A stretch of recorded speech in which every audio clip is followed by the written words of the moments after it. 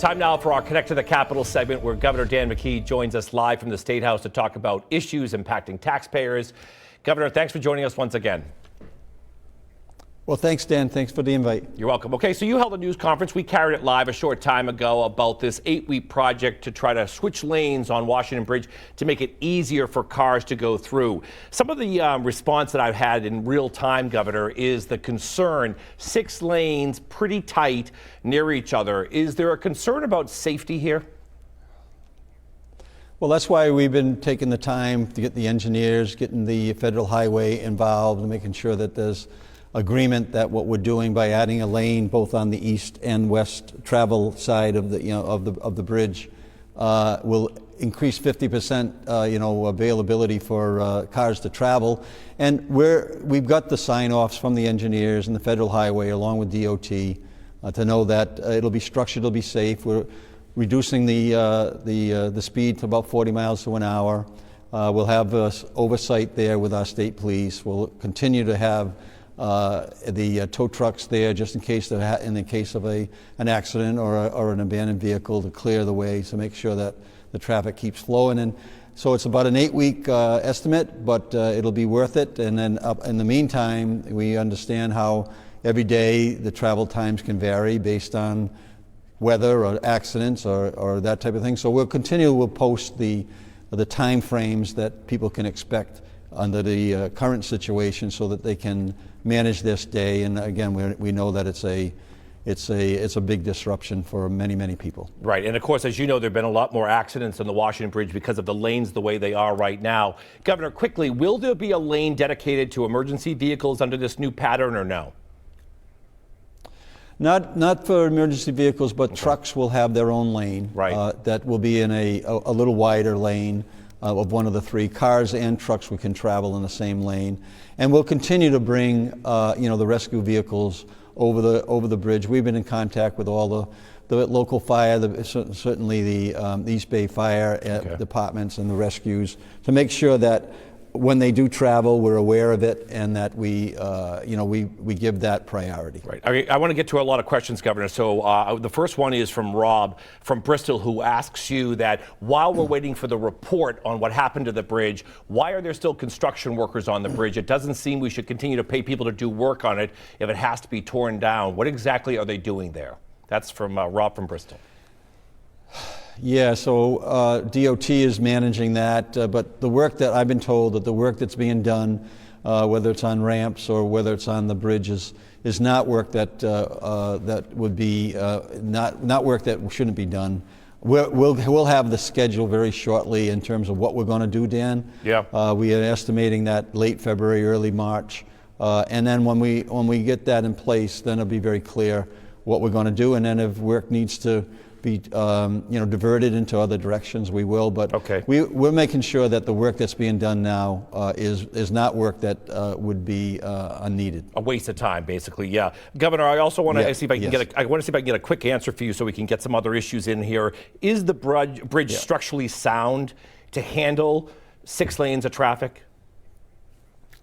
Yeah, and that's what took some time to make sure that, your earlier question, to make sure that the engineering was done in a way that we know that the traffic load, which was the eastbound side of the bridge that now is being shared both east and west, could handle this extra lane. So we have the sign-offs to make sure that people know that it's safe. That safety is the top priority. Yeah, obviously. Exactly, and that's what a big concern is for a lot of people. Governor, I want to move ahead to Tidewater, the soccer stadium. The cost seems to be rising for taxpayers. The Boston Globe did a story the other day with concern about the return. On X, PJDJD asks, does the governor stand by his tie-breaking vote at Commerce RI in 2022 that allowed Tidewater to go forward in light of the extraordinary cost, the bond to Rhode Island taxpayers? Are you still 100% committed to Tidewater? I am, and again, we're investing in communities all around the state, whether it's in the fishery industry down in Galilee, or the import-export in wind and Quonset. These are all good investments we're making. We're putting people to work. But Tidewater, yes, there's certain things that... I don't mean to interrupt you, Governor, but for time's sake, can we just stick to Tidewater? Because the viewer is asking about Tidewater. Yes. There's a lot of questions now and concerns. Are you still 100% committed to Tidewater?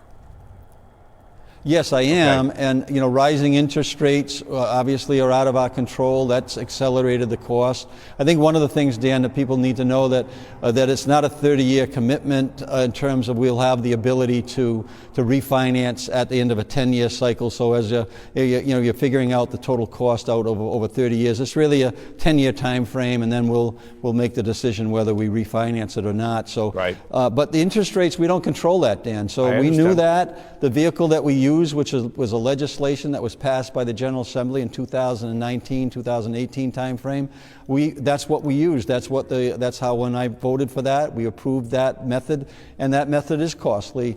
But I can tell you that it's not just the soccer program. Many things are going to happen there.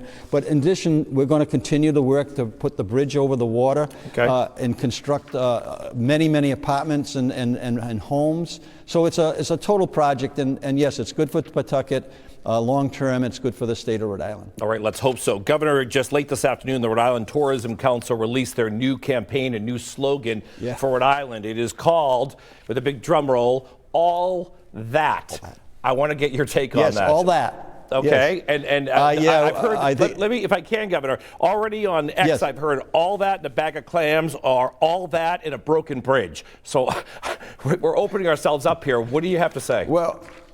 Well, I think the clams and the food and our Stuffy program actually got national recognition as an award-winning marketing plan. So, and as far as the broken bridge, we're going to fix that bridge. So there'll be a different mantra in a short period of time once you tell everybody how we're going to fix the bridge. Do you like but all that? All that is a great.